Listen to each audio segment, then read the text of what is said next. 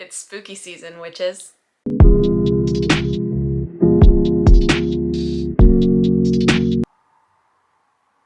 Hi besties, welcome. Today, I hope your day feels like you and all of your other unrealistically attractive high school friends are being killed off one by one by a mysterious man in a costume.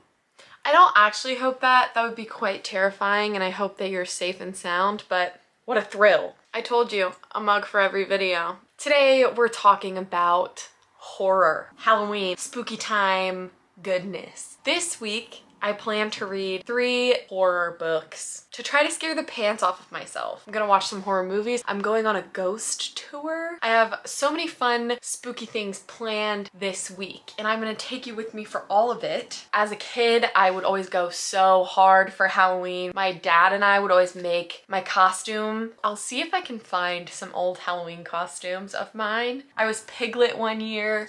I was the Mad Hatter one year. I was Inigo Montoya one year. I was Jessie from Toy Story one year. I was Eponine from Les Mis. This year, I'm dressing up as Maeve from Sex Education. I'm very excited. Let me tell you about the books. I will be reading Dark Tales, which is a collection of Shirley Jackson's short stories. I'm obsessed with this cover. I love short stories and I love horror, so this is just bound to be a treat. I've actually already started it. I read, I think 3 so far. I am enjoying it. They're not scary so much as they are a little off kilter in a way that makes you kind of anxious. I'm already having fun with these and I'm excited to read the rest of the stories in this book. Next, I couldn't do a horror reads video without reading a Stephen King. I feel like that'd be sacrilege. I mean, he's such an icon in American horror. I really like Stephen King. One of the few things that has genuinely terrified me was his novella Apt Pupil. That one I actually could only read about 10 pages at a time because it just made me want to throw up every time I read it. The book I will be reading this week by Stephen King is Pet Cemetery. Everyone on BookTube says it's one of the scariest of his that they've read, so I'm excited. If I'm not mistaken, the plot of this book is that this family moves to a small town. There's like this cemetery where everyone in the town has been burying their pets for years and years and years, but then there's also this cemetery where if you bury something, it comes back to life, but maybe that's not a good thing. That's my understanding of what happens in these pages. I could be wrong. I'm excited to meet this furry little fella. I do have an evil cat, so I feel like I'll relate to this story, which might make it even scarier. And then I'm also reading a book that was impossible to find a copy of. Your House is on Fire, Your Children All Gone by Stephen Keysby. What a freaky cover. And I don't know if you can see, but there's words over her that say, if you tell on me, you're dead. All right, bitch, then I won't. This is supposed to be a haunted house story, I believe, which is the exact brand of horror that I like the most, is like hauntings, ghosts. I'm pretty sure it's about a group of young children that end up kind of having to confront their town's secrets and the secrets of this evil, dark, haunted manor. Again, I could be wrong. With horror books, I don't like to know too much going in because I want them to surprise me. Come along with me as I read these, hopefully, horrifying, bone-chilling, terror-inducing, bedwetting books. Boo!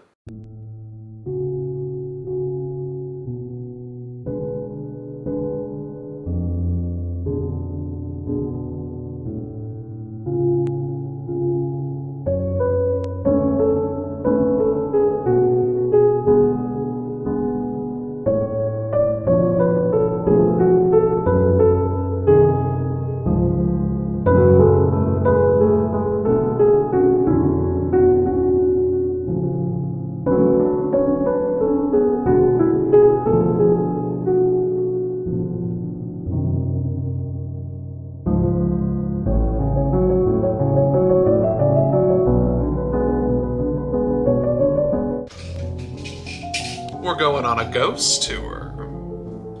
Do you think that we're gonna see a ghost? We're gonna get spooked! Oh God.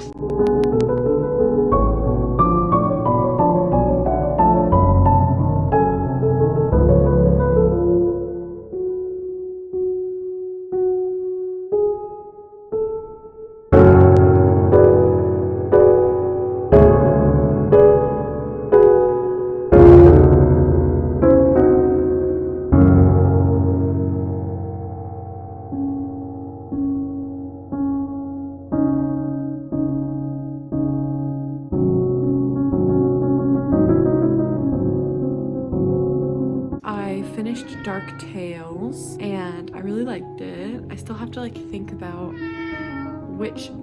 I'm doing something. Which stories are my favorite and stuff like that. But overall, love Shirley Jackson.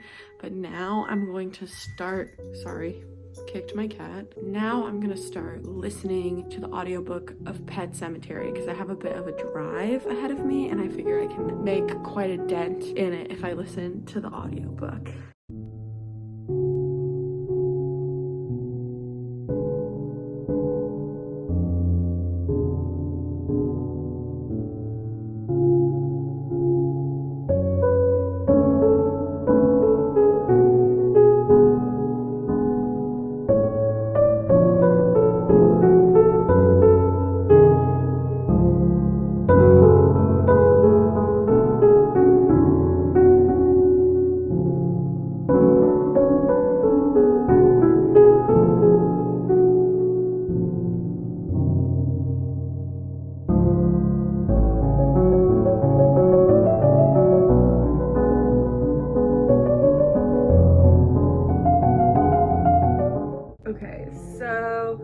I'm still listening to Pet Sematary, but I also yesterday read Your House is on Fire, Your Children All Gone. I have mixed feelings. I read it in one day, so like it's compelling. It wasn't what I was expecting, and I was really looking forward to what I was expecting. It was mainly like just kind of disturbing because the people in it were disturbing. I will try to have more eloquent thoughts about it by the time I film the wrap up. Anyway, I am currently, while I'm doing my makeup, I'm listening to the end of Pet Sematary. I'm very close to the end and I'm very excited. I'm really enjoying it, and it's one of the best audiobooks I've ever listened to. His voices he does, the accents he does, he's so great. It depends on the ending, but it's gearing up to be maybe my favorite King that I've read. We'll see how it ends, but I'm gonna go keep listening while I finish doing my face.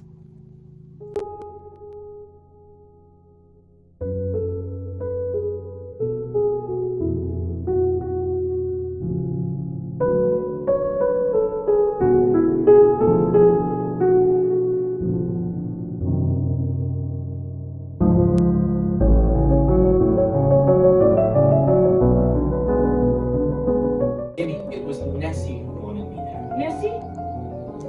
You nicknamed my daughter after the longest monster? Come on.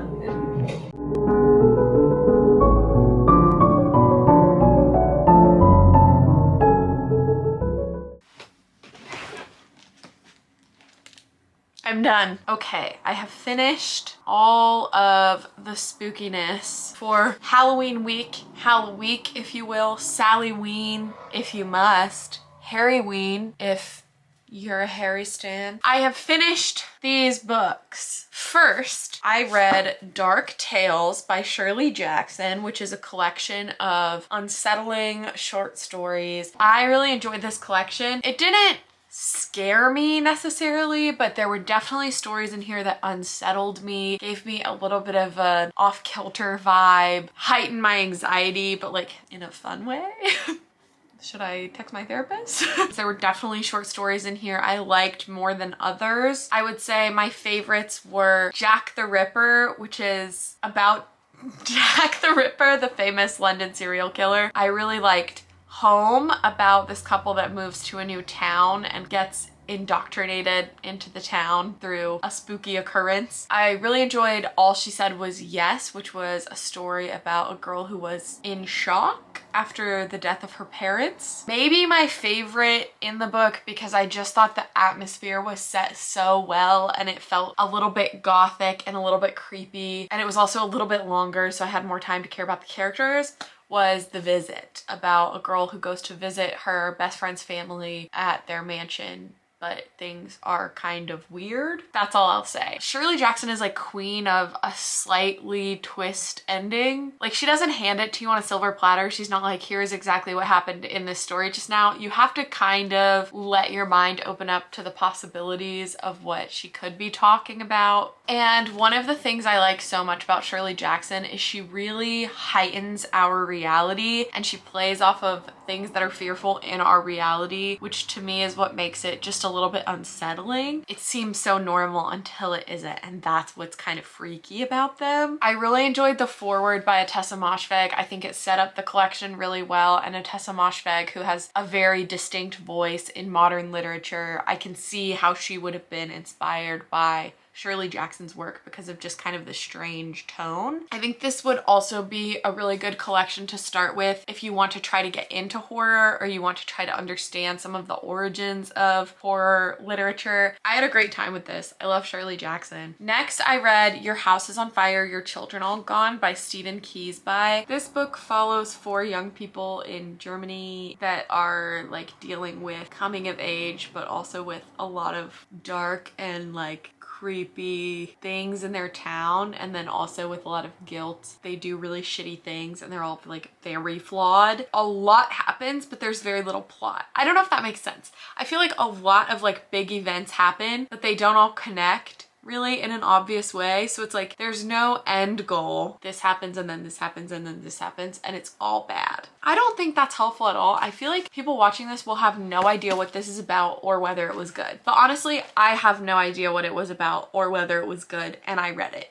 So this book was weird. It was not what I was expecting. The like blurb said Shirley Jackson meets the Twilight Zone in this riveting novel of supernatural horror. So I was expecting a lot of ghosts, a lot of witches, a lot of supernatural elements that I just really didn't get. There are brief references to witches in the town, brief references to ghosts, and kind of an overall ghostly atmosphere. I would say the main horror in this book comes from the humans because they're all really, really flawed and they all do really quite horrific things. And I think that's where most of the horror came from in this novel. There's lots of dark subject matter in this book. To me, the author was trying to do a Shirley Jackson thing where like he didn't want to give you all the answers and he wanted you to figure them out for yourself, but he also didn't give you enough to figure it out. Maybe I just didn't get it. I honestly think this was just an instance of I was expecting something completely different than what I got, and so I was like kind of disappointed. I would definitely look up trigger warnings for this if you have specific topics that make you really anxious, because this really, it goes in on a wide range of topics and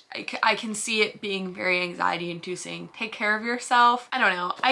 I thought I would have more eloquent thoughts about this by the time I sat down to do this, but it turns out I don't. Lastly, I read Pet Sematary by Stephen King, and I actually listened to the audiobook for this one, the version of the audiobook that's on Audible, and it's narrated by Michael C. Hall. Michael C. Hall was fantastic. Truly some of the best audiobook narration I've ever heard. Also, I just think this is a really, really compelling, interesting piece of fiction. I think this is my favorite like standalone horror novel that I've read from Stephen King. It did really kind of make me nervous in some parts. My heartbeat definitely increased. One of the things that I liked about Pet Sematary as opposed to some of King's other work is that in a lot of King's work, I don't like the main character, which is fine. I can get down with an unreliable or like an unlikable narrator. For instance, Jack Torrance in The Shining. I, in fact, hated him for the entire novel. I really, really liked the main characters in this book. I liked the whole family. I cared about them. I thought our main character, Lewis, in this book was a lot more likable than most of King's main characters, at least that I've read. He just felt like a very, very fully formed human. I didn't love that the magical properties or the supernatural properties were kind of just attributed to an Indigenous burial ground. There are certainly aspects of it that are of its time in ways that are a little bit off-putting, but pushing past that, I think just like the writing of it is so well done. Stephen King really dives into grief and how grief can be kind of a tangible, concrete thing because he represents grief with the resurrected bodies of the pets in the town and other things I don't want to spoil. I also love the thesis statement that like sometimes dead is better. It doesn't do a person well to try to resurrect things in their life that have died or people in their life that have died. Obviously in this book that has a bit more of a concrete meaning, but I think that Stephen King's thesis statement is that even in an abstract sense, it's better to grieve and to move forward than than it is to be stuck in mourning forever. Grief can kind of make people crazy, and you really see that happen a lot in this book, which I thought was really, really well done. I don't think ever once in my life have I said Stephen King could have added more. Usually when I read his books, I'm like, you could have axed 80 pages and it still would have been really effective and honestly more compelling. But in this one, I thought it was just perfectly paced and I wouldn't have taken anything out. It's definitely my favorite just straight horror I've read from him, but The Body is still number one. I think that's it. I hope you're all recovering nicely from the Halloween festivities that you hopefully enjoyed. Please tell me down below what your favorite horror book you've ever read is. I need more suggestions, but also tell me what your favorite Halloween costume you've ever done is, because I want to know. Like this video if you had a spooky time with me. Hit the subscribe button if you want to see more content. I can't guarantee it will always be spooky, but it'll always be a little bit of a shit show. And really, what's more important than that? Well, I'm done. In case you haven't heard it today, I love you. Bye.